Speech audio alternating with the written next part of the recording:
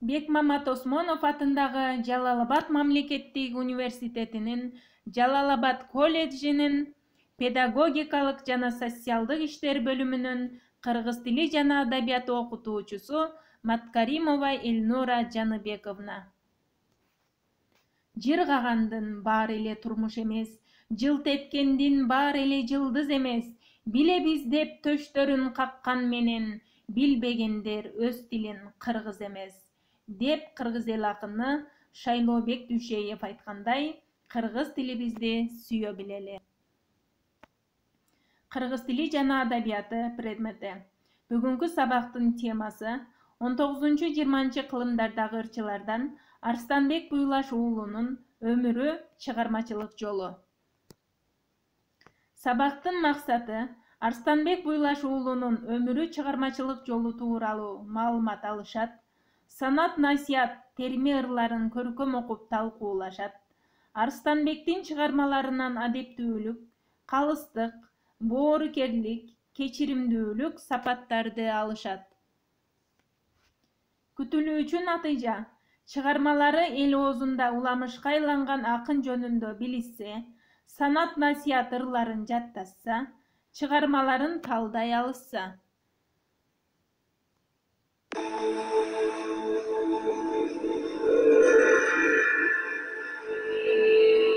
Кайратың тоону бузса да, кашык көлдү сусаң да, оозуңдан чыккан сөзүңө зоогулатып учсаң да, элиң менен бийиксиң, элден чыксаң, кийексиң. Чыгаан акын, комузчу, ойчул, күүчү, обончу Арстанбек Буйлаш уулу Ысык көл өрөөнүндө 1824 жылы жарык дүйнөгө келген. Арстанбектин атасы Бойлош бийдин 2 аялы болгон. Байбичесинен 5, токолунан 2 балалуу болот. Мына ушул Төрөкан аттуу Бойлоштун токол зайыбынан Арстанбек төрөлөт. Кийинчерээк Бойлош токолу Төрөканды бала чакасы менен салбар кылып таштайт. Көп катындуу кыргыздын бай манаптары, эгер анын бир катыны байынын алдында жазып калса, же ал катынынан бара-бара көңүлү сууса, аны салбар кылып таштоочу. Бай салбар аялынын оокат тиричилигине каралашпайт. Ошентип, Арстанбек салбар энесинин салбар уулу болуп, улуу аялдын балдарына тең ата боло албай чоңое баштайт. Тоюна тамак ичпей, жаш Арстанбек эптеп жерден боорун көтөрүп тестиер болуп жетилет. Чоңойгондо атасы Бойлош аны малай койчуларына кошуп кой кайтартат. Арстанбек 1 жыл үзбөй койчу болот. Арстанбек 12-13 жашка келгенде, бир күнү таң эрте атасынын үстүнө түш көрдүм деп кирип барып түшүн айта баштайт. Атаке, кой четинде түндө жатып түш көрдүм. Кош өркөчү баладай ак төөгө минип алыпмын. Боз төө чепкен экен үстүмдөгү кийгеним. Ак төбө жерге чыгып алыпмын. Ак комузду колго алып чертип жаткан экенмин. Ак төбөнү тегеректеген казак, кыргыз калың эл черткениме тегиз ыраазы болуп, алкап батасын берип жатыптыр, дейт. Атасы, түшүң туш келсин, зоболоң зор болсун, деп жормуш болот да, жамандын түш көргөнү да жаман, деп Арстанбекти үйдөн кууп чыгат. Арстанбек 14кө чыкканда комуз черте баштайт. Уккан эл колуңдан айланайын, үнүңдөн айланайын деп Арстанбекке жалынып, анын комузуна ырына уюй баштайт. Атасы эл арасында алымдуу киши болсо да, жалындап чыгып келе жаткан баласынын кадырына жетпеди. Жардам да бербеди. Арстанбектин атасы Бойлошту баш кылып, Тынымсейит уруусунан дагы 5-6 кишини Алымбек датка саркер аскерлерин жиберип Анжиянга чакыртат. Кейпе, Тынымсейиттин жакшылары Алымбек датканын алдында бир жазыгы болуу керек. Арстанбек атасынын Анжиянга бара жатканын угат да, мен да силер менен кошо барайын деп атасынан суранат. Атасы макул болбойт. Атасынын айдалып баратканы менен анын иши жок. Атасынын артынан Анжиянды бет алып жөнөп кетет. Бирок атасын издебестен шаар аралап, кыргыз айылын кыдырып, комузун чертип ырдап жүрө берет. Арстанбектин черткен комузу жана ыры элге даңаза болот.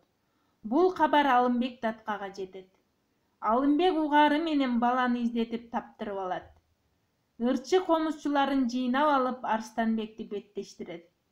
Арстанбектин ырлары Алымбекке аябай жагып, ырчы кылып алууга ниеттенет.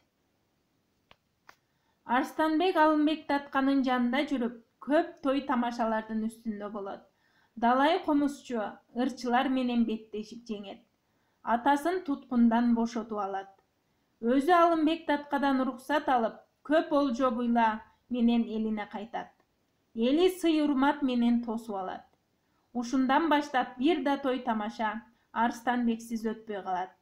Казак журтуна да бир даалай белгилүү болот.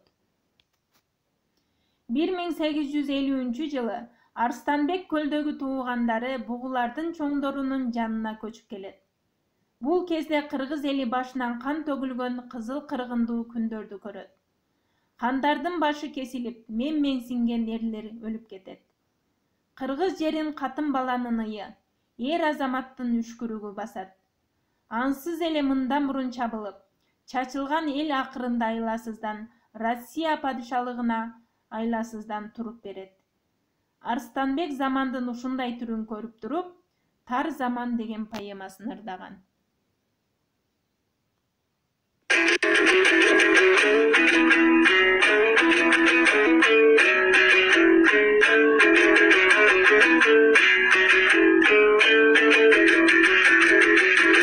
Арстанбек кадыгылың аталарың айткан сөз экен, этеги жок, чегин жок, эч кийгенге кеби жок, чапан чыгат дечеле, бийиңкинин балдары такымын деп сүйлөгөн тапан чыгат дечеле, өңү сары көзү көк орус чыгат дечеле, узун чөптүн баарысын оруп чыгат дечеле, кыска чөптүн баарысына коруп чыгат дечеле, үйүлүүгө баш болуп болуш чыгат дечеле, суу башында үйү бар, үй башында бийи бар,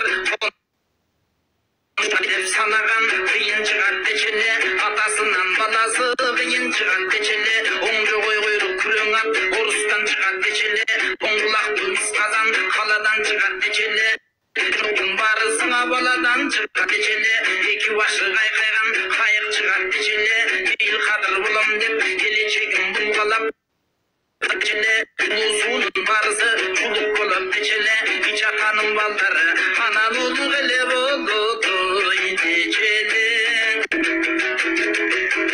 жан-жуун азайып шамал болот дечеле, адамзаттын билгениң амал болот дечеле, кыш азаят дечеле, карындагы жыйылган май азаят дечеле, кородогуң айдаган кой азаят дечеле, жуттургач көбөйүп кой азаят дечеле, койго жеткен кыздардын баштагыдай көркү жок той азаят дечеле, карагайдын башында жыны болот дечеле, жыны менен жүн түскөн бир зымы болот дечеле, алтайчалык жолдордон аш кошунда сүйлөшкөн сыры болот дечеле, сайып чыгып жыйынга чечен болот дечеле, бийиңкинин баарысы бечел болот дечеле, эки агайын бир тууган акалышат дечеле, айтканынан ишенбей баталышат дечеле, Куран жаты үстүнөн кат жүгүрөт дечеле, ошол атты көтөрүп ат жүгүрөт дечеле, ушул заман кай заман, азуулууга бар заман, алсыздарга зар заман, берендерге бар заман, бечарага зар заман,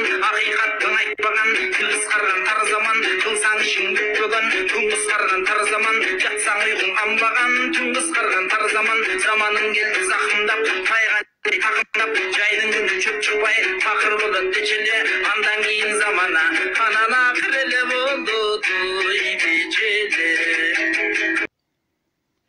Тар заман поэмасында замандын түрүн өтө чебердик менен өздөйт. Анда элдин малы, башы, жер суусунан айрыларын айтат. Элдин таалайсыз келечегин сүйлөйт. Элден мурунку нарк нускалар кетип, кийинчерээк башка эл болоорун айтат. Мына ушундан тартып 1850 жылдардан Арстанбек социалдык мааниси өтө терең болгон ыр, поэмаларды ырдап нускоочу акын болот. Арстанбек келер заман жөнүндө. Заманың келди жакындап, тайган иттей такымдап, көч алды болор орусуң, сары журт болор конушуң. Ушул орус келгенде, аштык чыгар жерди алган, ошол орус чыкканда, төгөрөктү урдурган. Коргон болот дечү эле, Карагайдын башында, чыны болот дечү эле, чыны менен жүгүргөн, зымы болот дечү эле. Чын эле байкап көргөндөй, Арстанбек келер заман жөнүндө абдан туура так баамдап ырдаган. Арстанбек өзү көргөн заман жөнүндө. Бул орусту карасаң, суга салды бекетти, жас оолдор келип шарактап, жардынын жалгыз атын карактап, ак чакатты койнуна, насыят үчтү мойнуна, азаматтан күлкөлдү, айдап жүргөн жылкөлдү. Жорго жолдон суурулду, кайран заман куурулду. Бул жерде болсо, акын өзү көрүп билип жүргөн карапайым калктын көргөн кыйынчылыктарын айткан. Арстанбек бардык тематикада ырдаган, таланты чектелбестен, арышын кең таштаган акын болгон. Лирикалык сүйүү, арман ыр, кошоктордон тартып, социалдык мааниси терең болгон чоң поэмаларды дагы чыгарган. Элдик поэмалардан төмөнкүлөрдү айткан: Кожо жаш, Бердикожо, Беш казак, Чоро. Арстанбектин күүлөрү: Толго, Мендирман, Камбаркан, Айган, Камка, Тили буруу, Керөзөн. Арстанбектин жеке өзүнө тиешелүү күүлөрү деп айтсак болот.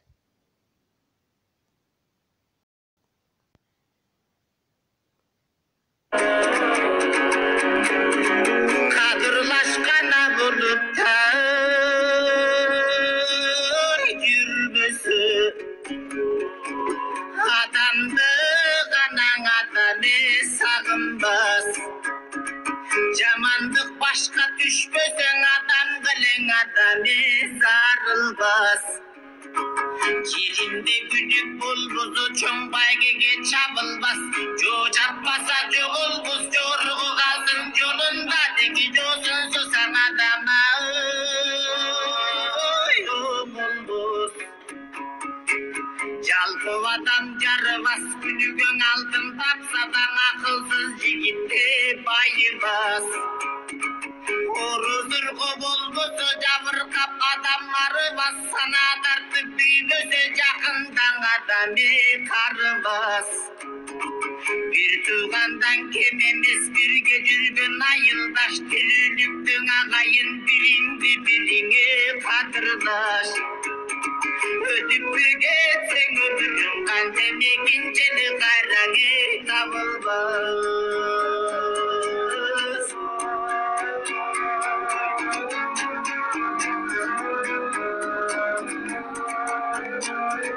Hayratın kanatınına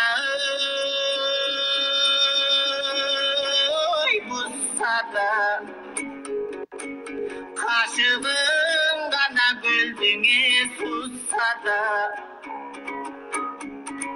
Oğuzundan çıkan sözünü soğulanıp Camansın Kavarın gündü gitse de yıldızda kodun gitse de Yaratkandın düğünüzü bütünüm ama Bütse de Hepine sen büyüksün ağam Demirden bir açıksa büyüksün